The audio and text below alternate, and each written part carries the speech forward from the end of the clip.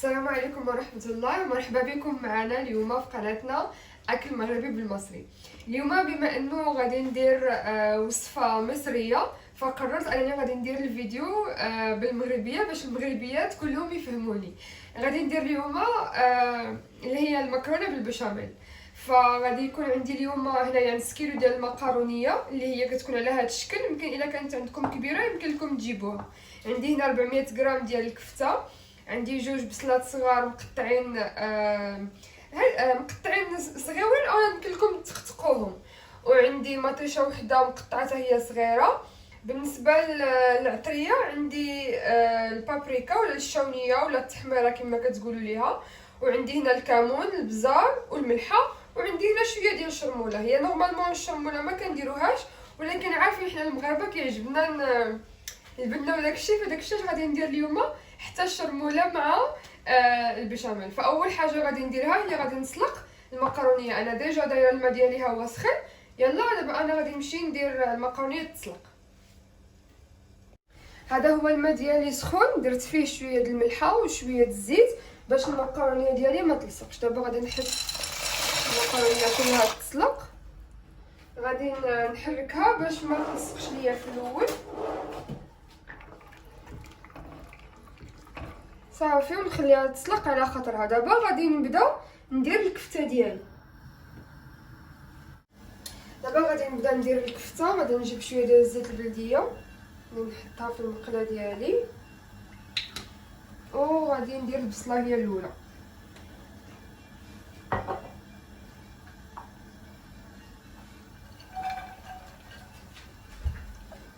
غادي ننزل البصله.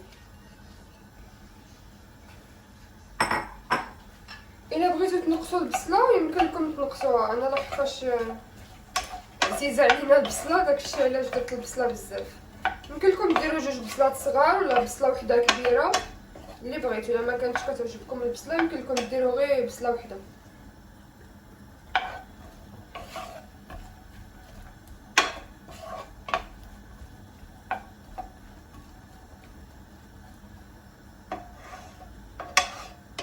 دابا غادي نخلي البصله تشحر شويه وعاد نزيد عليها مطيشه والكفته والعطريه ديالي اللي كاينه. دابا غادي نغطيها ونخليها تشحر.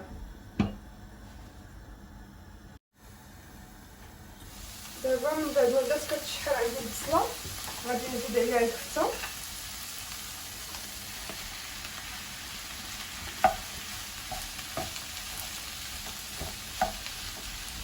انا بغيتها تبقى مفرقه، يعني ما تكونش مجمعه ولا شي حاجه. غادي تشوفوا في الاخر كيفاش غادي تولي الكفته بحال الكفته اللي كنديروا الا بغينا نعمروا البسطيله ولا نديرو بها البريواز بحال هكا. دابا نزيد العطريه وندير هنا الملحه البزار الكمون والتحميره.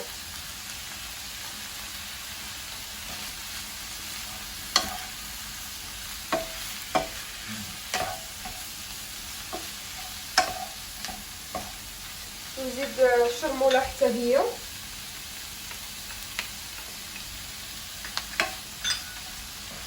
صافي نحرك كلشي ونخليهم حتى الكفته ديالي تطلق الماء ديالها صافي. ما غادي نزيد عليها لا ما لا والو، حتى الاخر عاد نزيد المطيشه اللي عندي.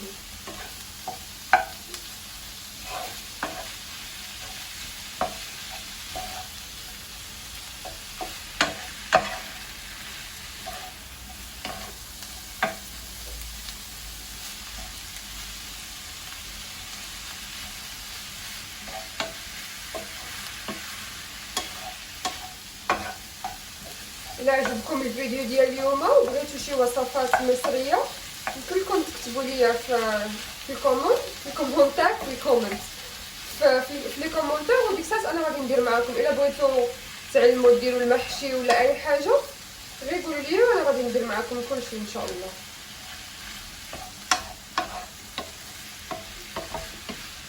ما تنساوش لايك وشير وسبسكرايب على القناه ديالنا في اليوتيوب والفيسبوك اكل مغربي بالمصري. صافي دابا غادي نغطي عليها من بعد ما حركت كلشي غادي نبط عليها ونخلي حتى تطيب ليا الكفته، وعلى ديك الساعه غادي نزيد عليها المطيش.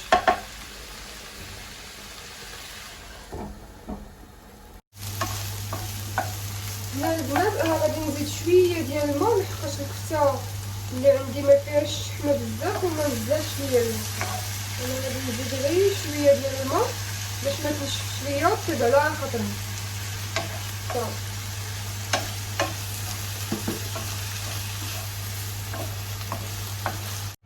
صافي المكرونه ديالي راها تسلقات مزيان، صافي صفيتها حيدتها من الماء وخليتها كتخضر.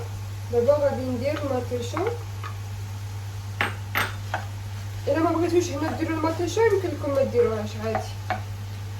بغيتو تزيدوا عليها مثلا خيزو محكوك ولا اي حاجه بغيتو تزيدوها يمكن لكم تزيدوها، ولا اي حاجه ما عجبتكمش يمكن لكم تحيدوها.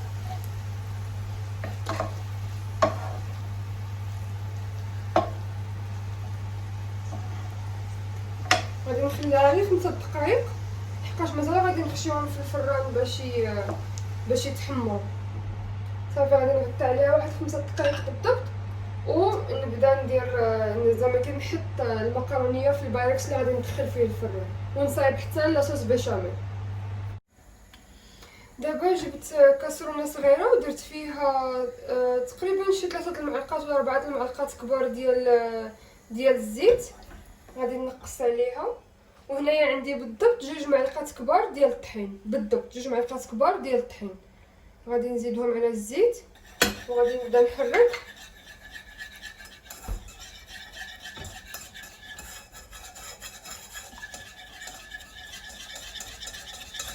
ومن بعد غادي نزيد عليهم 2 كيسان ديال الحليب.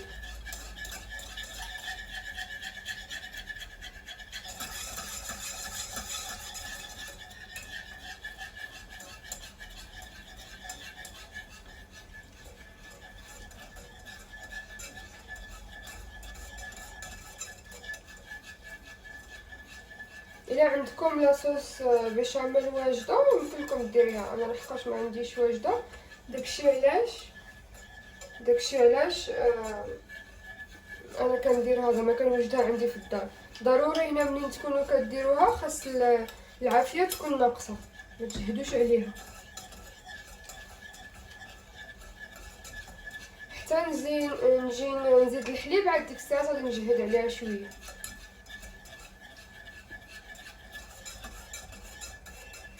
صافي دابا غادي نجهد شويه وغادي نزيد الحليب. انا عندي هنايا كاس كبير ديال الحليب وغادي نزيدو، وغادي نزيد واحد اخر بحالو. نحرك هذا في الاول مع الزيت والطحين اللي درت، وغادي نعاود نزيد كاس واحد اخر.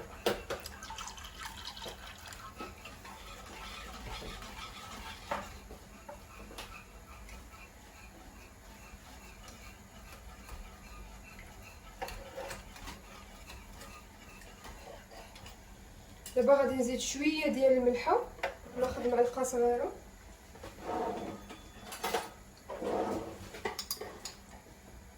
شويه ديال الملحه وشويه ديال البزار. صافي دابا انا زدت تقريبا شي نص معلقه ولا غير راس المعلقه ديال البزار هنايا، وغادي نبقى كنحركو باش ما يلصقش ليا الطحين حتى يبدا يتقاد.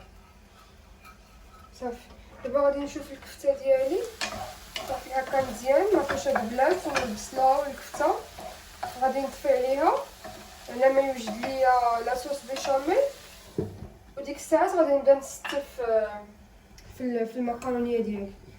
صافي دابا غادي نكمل التحراك في لاصوص حتى يبدا يتقاد. البنات انا جلست كنفكر حنا دائما خاصنا نزيدو شي شويه من راسنا. انا جاني لاصوص كي بحال غادي يبقى خفيف شي شويه، فقلت نزيد واحد 2 فرماجات باش يجيني عاقد شي شويه.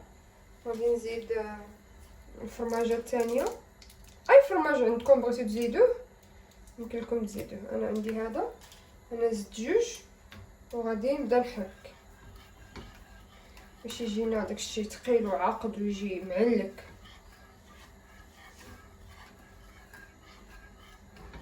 بشويه نحركو حتى يبدا يعقد لينا لاصوص ديالنا. البنات شوفوا هنايا هو بدا لاصوص ديالي كيتقال شويه بشويه. خليكم كتحركوا فيه باش الطحين كاع ما يلصق لكم في الكاسرونه اللي كديروا فيها. بشويه هكا بشويه بشويه غادي حتى يتقال في مره واحده.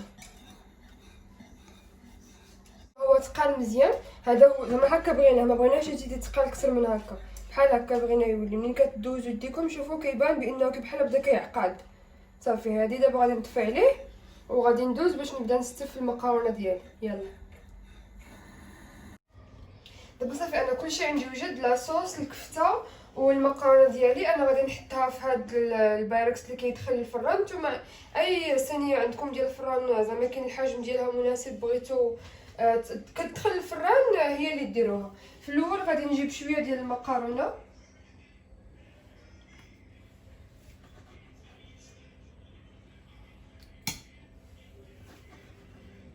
اللي غادي نديرها لتحت غير شويه، وغادي ندير عليها شويه ديال لاصوص.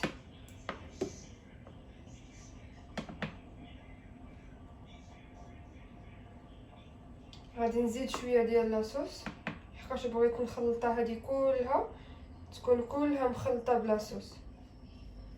نزيد شويه صافي. دابا غادي نخلط هذه كلها، نخلطها بحال هكا مزيان حتى تخلط لي هذه المكرونه كلها بلاصوص بيشاميل اللي عندي. وغادي نبدا كنقاد فيها كي بحال هكا.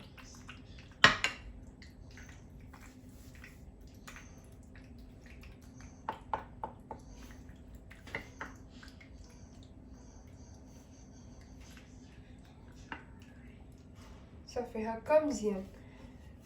دابا غادي ناخذ الكفته اللي عندي هنايا وغادي نبدا كنحطها حتى نغطي هاد المكرونه اللي عندي هنا كلها.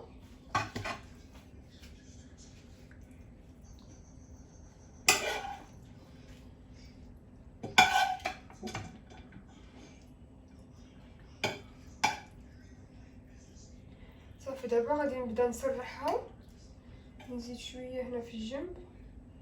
انا كتعجبني الصراحه تجي عامره بالكفته.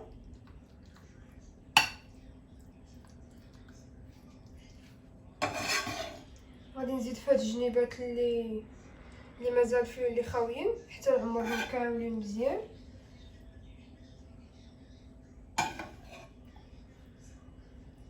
عرفتي هادي تجربوها هنا. كيديروهم اولا المصريين كيديروا هادي في الغداء، ما كيديروهاش في العشاء. حنا عندنا ملي كنكونوا باغيين ناكلوا شي حاجه خفيفه كنديروا المكرونه بالليل ولا بحال هكا كتجينا خفيفه، ولكن هادي بصح ما كتجيش خفيفه، هادي كتكون ثقيله. صافي غادي ناخذ هاد شويه ديال الكفته اللي مازال هنا باش ما يضيعش. صافي دابا هنا من بعد ما درت الكفته ديالي كامله على فوق ديك المكرونه اللي درت، غادي نجيب شويه ديال الفرماج وغادي نحطو هنايا. انا هاد الفرماج هذا باش ما تيخسر لياش كنخليه في الفريغو من الفوق. غادي ندير غير شويه، ما غاديش ندير بزاف حقاش مازال غادي نحط من الفوق ديالها. صافي دابا انا خديت هذيك المكرونه اللي بقات عندي وغادي ندير عليها لاصوص.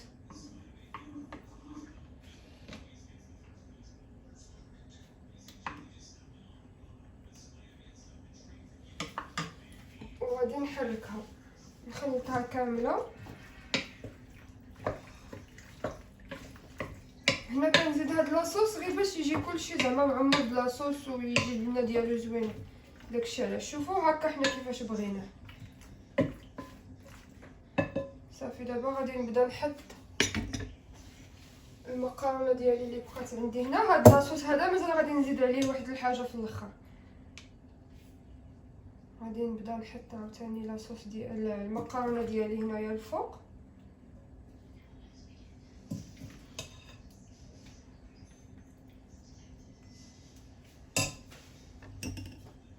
ونبدا نسرحها بحال هكا تتغطى ليا ديك الطبقه ديال الكفته اللي كنا درنا.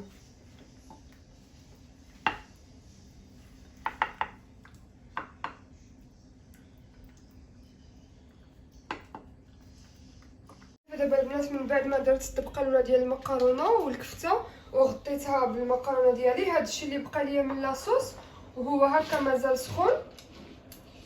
غادي نزيد عليه بيضه وحده،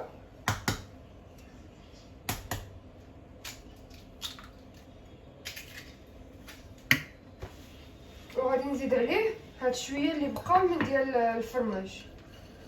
نتوما الفرماج قد ما هذا الفرماج المحكوك قد ما بغيتو ديروا يمكن لكم ديروا، حركوا مزيان باش ديك البيضه اللي حطينا من الداخل ما طيبش. وهذا الفرماج اللي درنا يذوب حتى هو. ديك الساعه غادي نحطها من الفوق وندخلها الفران. انا الفران ديجا شعلته تقريبا على 190 درجه باش يسخن ليا مزيان. ديك الساعه غادي نشعل عليها، غادي ندخلها من التحت الاول طيب من التحت، وعاد من ديك الساعه غادي نشعل عليها من الفوق غير شي 5 دقائق غير على ما يتحمر ليا الوجه ديالها من الفوق.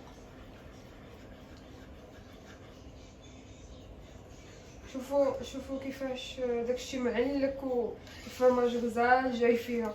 شوفوا كيفاش الفرماج كيذوب.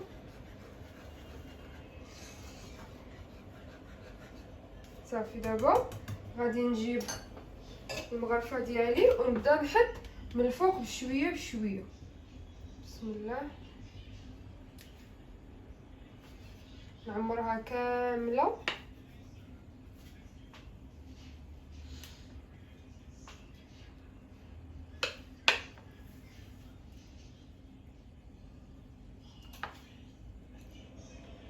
عرفتي هذه كتاكلي منها غير واحد شويه صافي كتقهمك وكتشبعك مزيان، كتجي صراحه غزاله ولذيذه.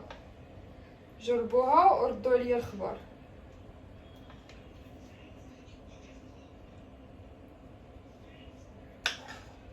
غادي نكمل في هاد الجنيبات هنا باش يجي عندي كلشي وهذاك وصافي. دابا غادي ندخلها للفران كما قلت لكم، التحت هو الاول، وعاد ديك الساعه منين نحس بها طابت مزيان غادي نشعل عليها من الفوق غير جهد اللي غادي تحمر ليا الوجه ديالها وصافي. يلا انا غادي نمشي نحطها في الفران. البنات شوفوا دابا راه طابت ليا من التحت تقريبا خديتها شي ثلث ساعه وصافي طفيت من التحت، ودابا خدمت عليها اولا شعلت عليها من الفوق. غادي نخليها تقريبا غير شي 10 دقائق غير على ما يتحمر ليا الوجه ديالها وصافي غادي تكون طابت.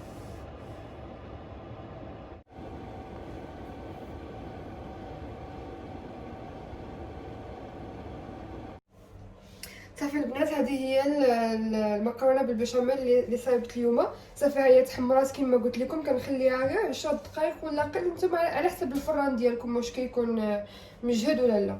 المهم انا تقريبا خدات معايا 10 دقائق غير على ما تحمر الوجه ديالها وصافي. وهكا كنكونوا سالينا ساهله طريقه كتوجد، ما فيهاش بزاف ديال المكونات وكتجي لذيذه وكتشبع. اهم حاجه انها هي كتشبع مزيان. نتمنى تكون عجباتكم الوصفه ديال اليوم، وان شاء الله نتلاقى معكم في وصفه جديده من القناه ديالنا اكل مغربي بالمصري. ما تنساوش ديروا ابوني وتشاركوا وتفعلوا الجرس باش يوصلكم كل جديد ديالنا. بسلامه، يلا باي باي.